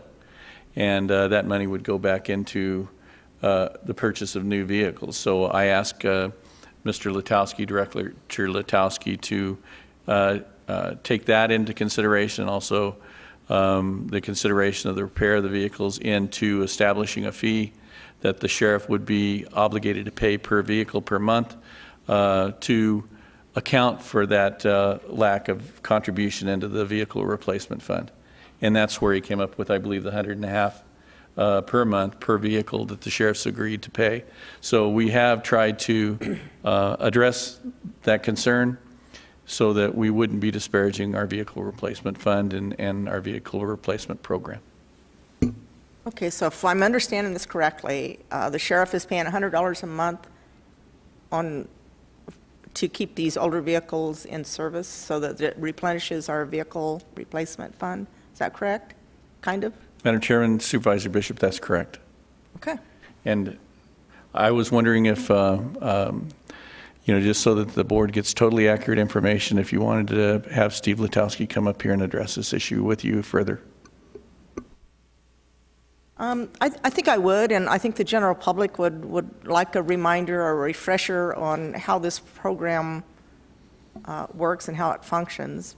Because I know I received a few phone calls on this, and people are wondering how all this works and why we always have such nice new vehicles. And I think it's wonderful that Mojave County's been able to provide our employees nice vehicles, and there's a reason for that. So could you go into that and just give us a short version of our vehicle replacement program? Yes, I'd be happy to. Chairman Angus, Supervisor Bishop, and Sheriff Schuster, I wish to convey that the Vehicle Replacement Fund, Fund 604, has been carefully managed in such a manner whereby Public Works has established what we deem a vehicle use rate in the private industry, that is basically the advertised per month lease that car dealers would represent to prospective lessees. It is exclusive of operation and maintenance of a vehicle, but it enables the county to recover the cost to replace a vehicle when it comes up on the established and consistent with industry replacement period of 5 years, 120,000 miles for law enforcement, 6 years, 120,000 miles for other vehicles. In this instance, when the sheriff and his staff presented this proposal to Public Works, yes, there was an immediate recognition that if we auction the vehicles that were scheduled to be turned in today, they would realize more money in return today than, say, 3 years from now. And as a result, we carefully crafted a vehicle use rate of $150 per month that captures the depreciation loss of these vehicles between now and the time that they're expected to be turned in for final auction. As the sheriff pointed out, these vehicles going to the volunteer posse, and I'm not very familiar with the operation, but could reasonably assert that there may not be, roaded to the extent and limits that a patrol vehicle would in the context of pursuits, et cetera. So as a result, these vehicles are, very well positioned for that use. They've been well cared for and well serviced.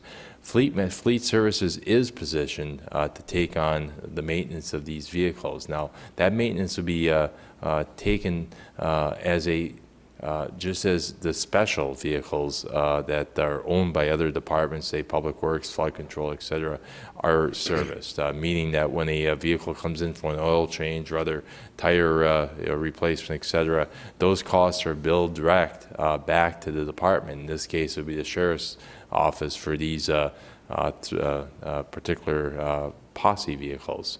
And then the sheriff, of course, would be direct billed for any and all fuel use as well. So I hope that kind of encapsulates, but the important thing is the vehicle use rate has been set and it will recover 100% in staff's estimate of the depreciation.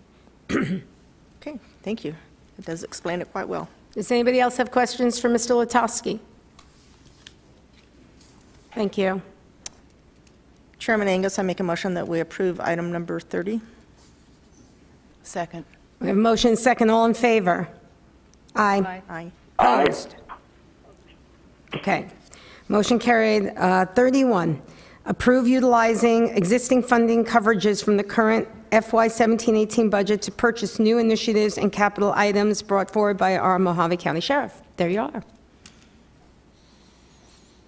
Okay, Chairman Angus, I pulled this this item because I think it needs some more explanation. We have, again, a request for funds to be rolled over, not on like what Public Works just requested, but we're in the budget process, so it seems like this monies were left over and not needed during the budget process because, as Sheriff Schuster explained, he had vacancies in his department which gave him savings, and he wants to use this savings to buy equipment. And I have the same question for you, Sheriff, as I did for Development Services. Wouldn't this be better to be addressed during the budget process? And if you have money left over, last year you had money left over and we allowed you to keep it because you were financially strapped, and then we swept $500,000 from the landfill fees, and now you've got $500,000 left over. So, and I'm not a finance person, but it seems like we gave you $500,000, you didn't need it, but now you want to spend it. So, help me out here. Chairman Angus, members of the board, Supervisor Bishop, very valid questions. The why behind it is actually quite simple. Last year, I brought to the board some significant concerns regarding our staffing levels and regarding the compression problem that we had countywide through the Sheriff's Office. It was something that we discussed in length, and the board was very diligent and generous in awarding us an additional $500,000 to aid in that compression problem we were facing. I can tell you that it was greatly appreciated, and as a result, we did spend close to $900,000 last year, during this current fiscal year, for compression raises. So it's not like we took the money and put it elsewhere. We did what we said we were going to do, and we greatly enhanced the pay across the board, trying to get it to a level that would be comparable with surrounding entities, as we discussed. The situation became very dramatic earlier last year. As you recall, we were down significant positions in the jail and on patrol. So in breaking it down, prior to the compression raise, we had lost 58 employees due to resignation. Okay, after the compression raise, we're down to 20, and of those 24 were terminated for unethical behavior. So we're seeing a marked increase in retention, but you've got to give me time. You have to understand that when the compression raises were passed, they didn't take effect till mid-November, meaning that the first 5 months of the budget year, that funding that was given had not been touched. If my staff would have continued to increase From the day the funding was passed, I would not be here asking for the authorization that I'm seeking. And if you recall, and you're correct, Supervisor Bishop, I did come before the board last year saying, look, we have extra funding, and I prefer to use that funding now because I don't want to be a strain on next year's budget. That's the purpose behind it. I did speak with Director of Finance. This is a budget neutral request. The bottom line is we have two options. I already have $600,000 in capital expenses and new initiatives in the proposed budget. If you approve this today, they get cut. If they don't, then it's going to come before the board 3 months from now. So that's what the methodology behind all this. So it really doesn't matter if we approve it now because you've got it in the upcoming budget, and more than likely we will know where we are financially once we study all of the monies that we have for this next fiscal year. Supervisor Bishop, I just don't know why we need to approve this now when you've got it in the budget process. And Supervisor Bishop, because I don't know if I will have it in the budget next year. It's itemized in the budget. Will you be able to approve it next year? I don't know. But I do have salary savings now that I could use to get the equipment we're requesting. That's my position on it.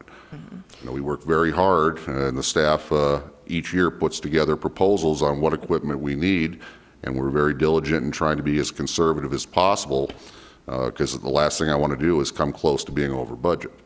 So having been as conservative as possible with the fiscal restraints we placed on ourselves this last year, we now have salary savings. We have savings in other funds, and I'm asking to use that savings to make these purchases, and I leave it up to the board's discretion.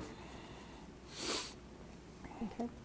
You have funds right now available that you could utilize for a lot of these purchases. So, you know, the criminal justice enhancement funds, you've got $282,000. You've got some fees in your pond fees that are available. You've still got $138,000 in your 911 grant. Your waterways, you still have money. So there's a lot of areas where you still have monies that you could purchase these items with that are grant funded. So I'm just wondering, can we use your existing grant monies rather than to take money from that could be put back into the general fund? Great question. I'm just trying to understand Sure. this. Supervisor Bishop, that's a very fair question. Any item that we're requesting that falls under a grant-driven program, of course, will be paid by excess from that grant. So we will be looking at waterways purchases using overages in waterways. You talk about the 911 grant. Some of it may be eligible, but there's a lot of items specific to any one given grant that does not make it eligible. And I think you hit the nail on the head. We do have funding available to do this. I just need authorization to move from one fund to another. I'm not asking for one extra penny from this board, and by approving this today, I'll come in $600,000 lower at the beginning of the budget cycle. Some of my constituents are concerned about some of the things that you listed that you want to purchase, and sure. The biggest one that I'm receiving feedback on are 87 rifle suppressors, mm-hmm. and you know, being prior law enforcement, I understand the tactical team could benefit from these, maybe patrol sergeants, but 87 is questionable in my opinion. And then you want $20,000 for new firearms, but you're short deputies, so I'm not sure who doesn't have firearms that's not already in the armory. And then you want 3 marksman's rifles. There's just a lot of equipment that some can be justified, others are kind of nice to have, maybe. Polygraph machine, that means that you're sending somebody to polygraph school, which is going to take one deputy off the streets rather than to contract out your polygraphs. And by the way, I have a polygraph equipment that I will donate that nearly brand new, so yeah, I'll see you later on that. But and then you have a lot of waterways equipment, and you've got you know, your boating program is totally grant funded, so there's just a lot of things here that that my constituents have reached out and said, it looks like you're just trying to spend the money before you lose it. So I just trying to point this out, discuss it so that my constituents can see what it is that you're trying to get this board to approve. Supervisor Bishop. It's hard for me to explain to them because you do have. Sure. I don't expect that most people will understand some of the logic behind some of these requests because it's law enforcement sensitive. I'm a little just concerned that you don't recognize the need for some of these items. Talk about the suppressors. I think people say, oh my goodness, he wants suppressors. That's tactical. We don't need that. Well, as a man who's fired a gun without hearing protection and having partial hearing loss because of it, I could tell you it is needed. I could tell you that every deputy should have a suppressor on their rifle because God forbid they ever have to use it in close quarters. It could and very likely will damage their ears, and it could and very likely will damage the ears of those around in that close quarter area. So again, I'm going to leave it up to the discretion of the board. This is not a wish list for me. We are trying to move forward as an agency. I'm trying to move forward and working with this board. I'm not coming to the board this year for additional staffing, as I mentioned I would be doing last year, because I understand that there's another approach the board would like to take. So I'm simply asking to use funding that I already have, moving from one fund to another, to make appropriate purchases based on the needs of our agency. That's my request. Madam Chairman, may I? Yeah, sure. I know administration's been working with the sheriffs on this particular issue. The last thing that we've done, though, however, is to determine what the sheriff needs to carry out his duty. That's what he was elected for. So staff didn't get into that discussion at all. But I want to remind the board that with all the elected officials, the board's chosen, if they can work within their allocated budget that was allocated to them the previous year without asking the board for additional monies, they're the ones that were elected to know what's required of them and how best to serve their constituents. The board has consistently allowed the other elected officials to work within their budget and to shuffle monies where they believe is deemed most appropriate and most beneficial for their department. With that said, in our discussions with all elected officials and with all departments, one of the things that we're trying to accomplish is each department and elected official to come forward this year with a zero increase in requests or close to it. And I want to tell the board that Sheriff Schuster has been a true partner in our request to be able to try to accomplish that through our finance department. So with this proposal and the way it was presented to finance and myself in Sheriff Schuster's office and with your subsequent work with our finance department, it's my understanding that finance supports this fully, and so does administration. Thank you. Okay, anyone else? Are you done? Do you have anything else? Yeah, I'd like to hear from Coral, though. Okay. Thank you, Sheriff Schuster. Thank you.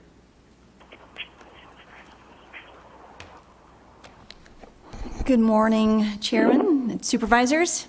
Good morning.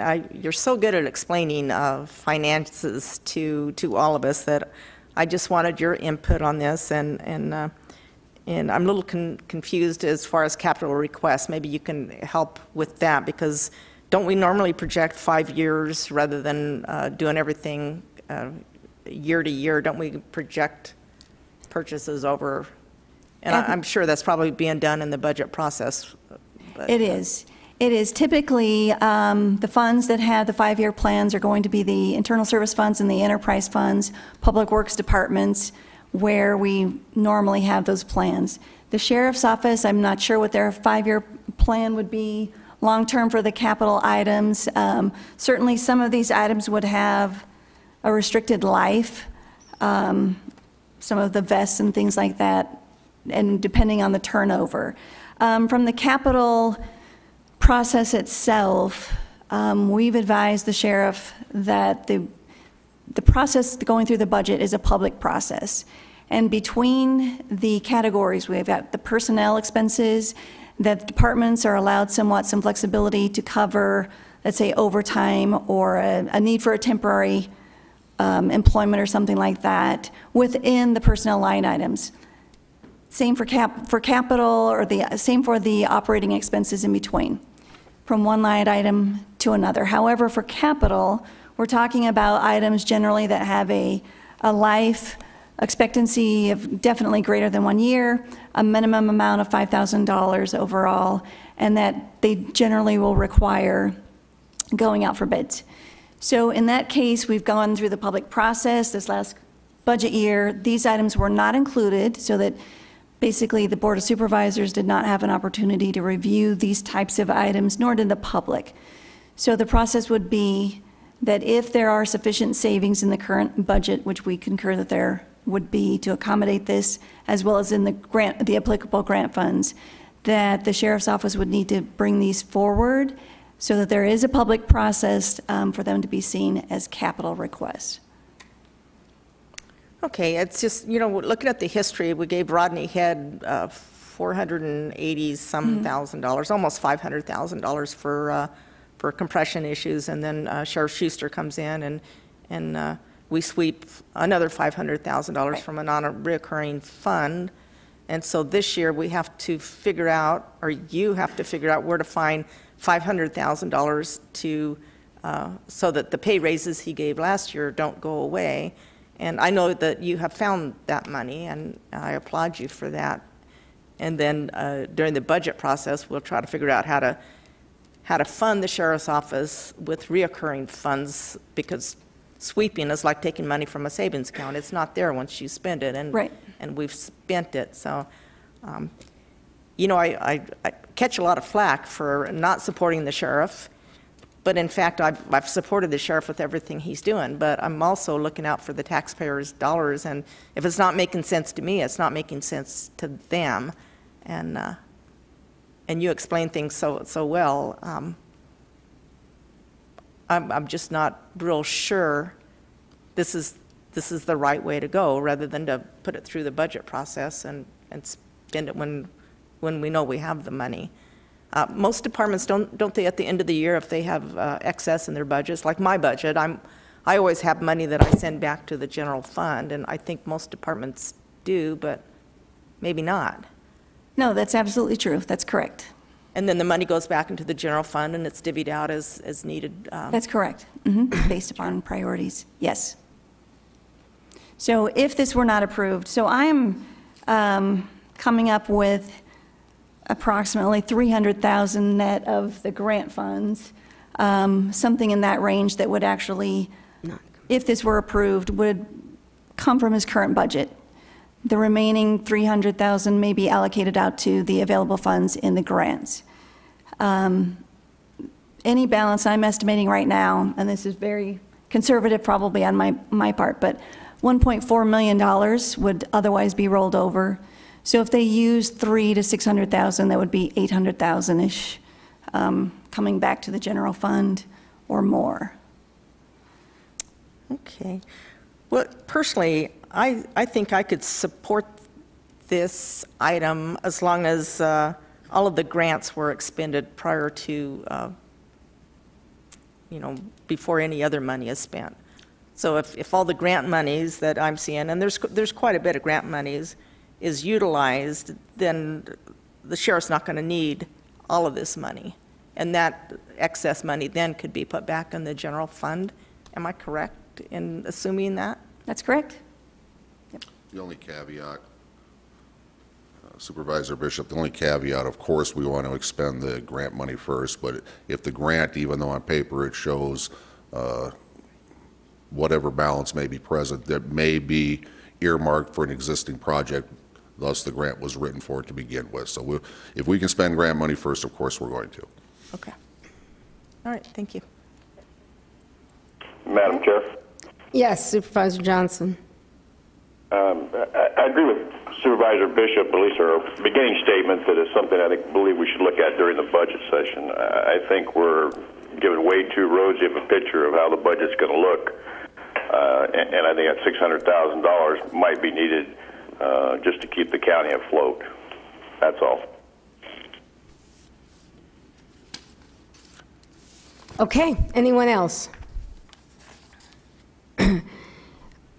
So I just want to clarify, if you don't use it now, you're going to ask for it then. So is there any advantage, savings, you know, for the well-running of your department to do it now instead of after the after the budget process goes through? Chairman Angus, we believe so. Many of these items are safety-related items. I'll cite one which takes up a big chunk. It's the scanner for our jail to ensure that contraband is not getting in, ensure that weapons are not getting in. This is something that is new to the state. One other county now has one, and it's been very effective. The sooner we can put items like that into play to keep our officers safe, our inmate population safer, and just for the general security of the facility, that's a big thing. So we have the money to do that now. If we hold off and, you know, it's not available next year for whatever reason, then I guess we'll go without it.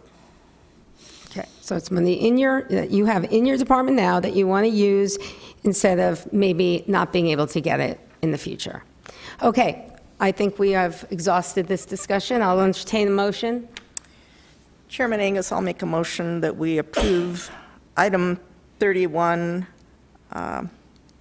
as long as all of the grants are expended to their full potential.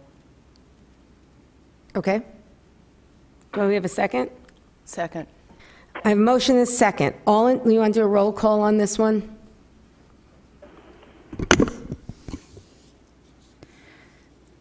Supervisor Watson? Yes.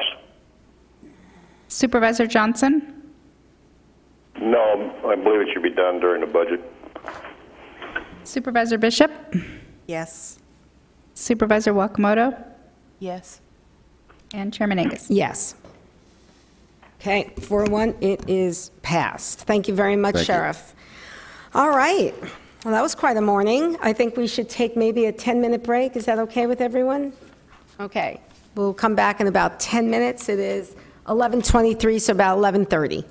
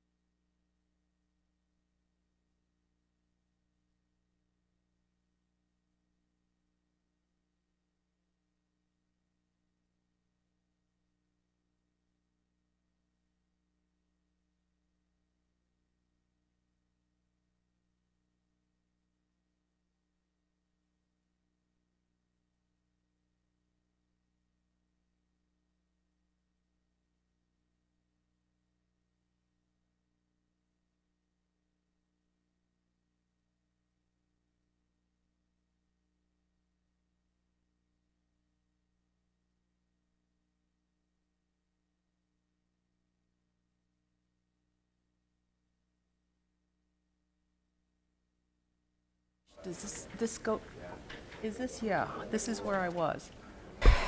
Okay, calling county manager to aisle 1. Clean up in aisle 1. I'm glad you didn't single me out. I shall get to work. Okay, the phone people. Okay, I'm going to call this meeting back to order. Are supervisors on the phone still with us? Supervisor Johnson? Supervisor Johnson? I guess not. Supervisor Watson? Were they supposed to be here after the break?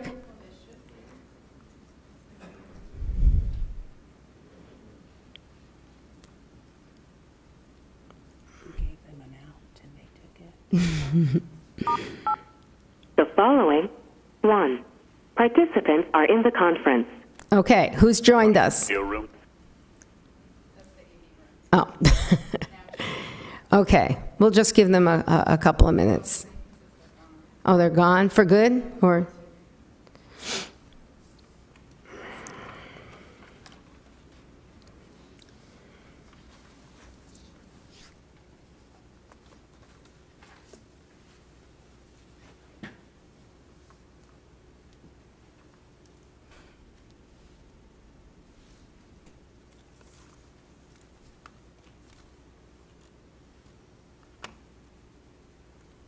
Well, shall we? Okay, we'll wait for Supervisor Johnson. Right, but we're not sure about Supervisor Watson. Okay, so we'll just continue as soon as Supervisor Johnson gets on the phone. Supervisor Johnson? There he is. Okay. So now we're going to go to our public hearings. Our first public hearing is Agenda Item 36, brought forward by Carol Collins, our Public Fiduciary Director. I'm going to open the public hearing. Discussion and possible action, approve the revised Mojave County Public Fiduciary Basis for Compensation Fee Schedule and Description of Services. Is there anyone who'd like to speak on this? There's no one signed up? Anyone? Okay, I'm going to close the public hearing. I need a motion. Supervisor Angus, I'll make a motion that we approve item 36. Okay. Second. I have a motion and a second. Any discussion? Okay, all in favor? Aye. Aye. Opposed? Motion carried. Glad you waited all meeting for that. Okay, open the public meeting.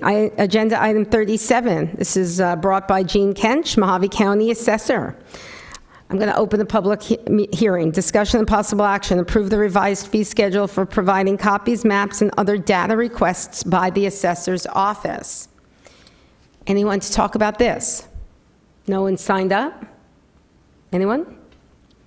Okay, seeing none, I close the public hearing. Motion or discussion? Motion to pass. I need a second. Second. Motion and second, all in favor? Aye. Aye. Opposed? Motion carried. It's regular agenda.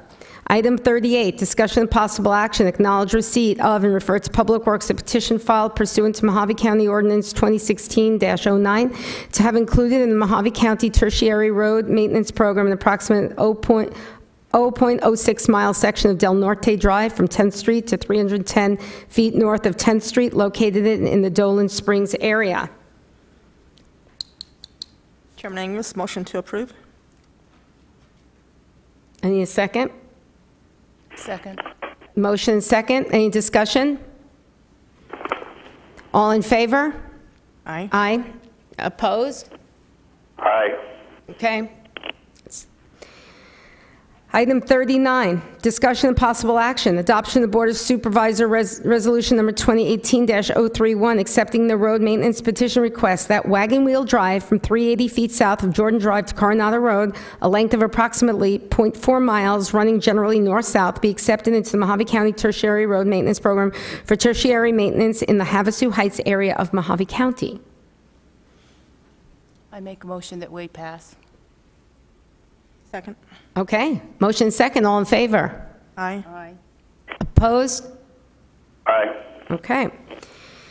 Item 40, discussion and possible action. Discuss and provide direction to staff to proceed with an early redemption date for the debt service associated with the Mojave County Adult Detention Facility, thereby saving approximately $582,000 in interest payments, less accrued interest and final costs, and provide direction on how to proceed with development of additional revenue alternatives in the FY 2019 budget to fund the estimated $800,000 in facility maintenance, repair, and replacement costs currently unfunded. Okay, I'm opening this up for discussion. Any discussion? And it'd be nice to hear from Ms. Lloyd. Yeah, this is something that we have been talking about for a long time. Yes, thank you, Chairman Angus and Supervisors. As was just read, the date for the first redemption, early redemption, is coming up right away. We programmed into this current budget the opportunity to go ahead and pay off the jail debt with this early redemption date this fiscal year. The financial impact of doing so would clearly be a savings in the balance of the interest left for the next 2 years, as well as the negative impact being that it is assumed that Mojave County would have to bring on the actual maintenance of the facility under the general fund. The maintenance is estimated to be about $800,000 a year. That is currently being paid for out of the quarter-cent sales tax. So this would have to be something, again, we've talked about this, but something that the board needs to definitely be aware of, that we would be coming back with looking at alternatives to fund that maintenance. In 2019, though, Correct. not for this, for something, okay. For next year and future years. Okay, right. Okay, anyone want to ask Ms. Lloyd any questions? Supervisor Johnson? No, I support, thank you, Madam Chair. I support the early payoff. You're always going to have ups and downs in the way the money goes, but if we pay it off now, we save the taxpayers money, and you also, even though I don't support it, but you get more money in the quarter-cent sales tax for your court building. Okay. Okay. I move that we pass this resolution. What item number is it? It's just a... 40. Second. Okay, motion second, all in favor? Aye. Aye. Aye. Opposed? Motion carries unanimously. 41, discussion and possible action, approve the Financial Services Department reclassification plan as outlined in the attached board memorandum by reducing costs of approximately $13,000 in identified line items and approve the use of a portion of the central service revenue increase, returning approximately $26,000 to the general fund. Motion to approve? Second. We have a motion second. Any discussion? All in favor? Aye. Aye. Aye. Opposed? Okay. We already dealt with item 42. 43 has been pulled. And 44, Supervisor Bishop, discussion and possible action recognize the Missing in America Project, MIAP, for their dedication to providing a final resting place in the Prescott National Cemetery for unclaimed remains of veterans of Arizona. Thank you. Just for information, I wanted to point this out. It was brought to me by the public fiduciary. The purpose of the Missing in America project is to locate and identify and intern the unclaimed cremated remains of American veterans through the joint efforts of private, state, and federal organizations. This will be to provide honor and respect to those who have served this country by securing a final resting place for 13 Forgotten Heroes, Veterans of Arizona. So I spoke to Carol, and she said the Patriot Guard is going to be leading a procession from Kingman to the Prescott Veterans Cemetery, the Prescott National Cemetery, and I will join that procession, and I think Carol's going to ride with me in my county vehicle, and we're going to go up there and be among all the others paying respect to these 13 veterans. When is that? It is April the 6th. It'll be at 1 o'clock in the afternoon in Prescott. That's wonderful. Maybe we can get a couple of articles about it in the paper, huh? No, I'm sure Mr. Smith will write something up. Okay. Any other discussion? Thank you very much for bringing this forward. Motion to adjourn. First, no, we have to approve this one first. So I don't think it needs approval, does it? No, it's just to, oh, it's just, okay, sorry about that, all right. We have a motion to adjourn? Second. Okay, we are adjourned. Thank you.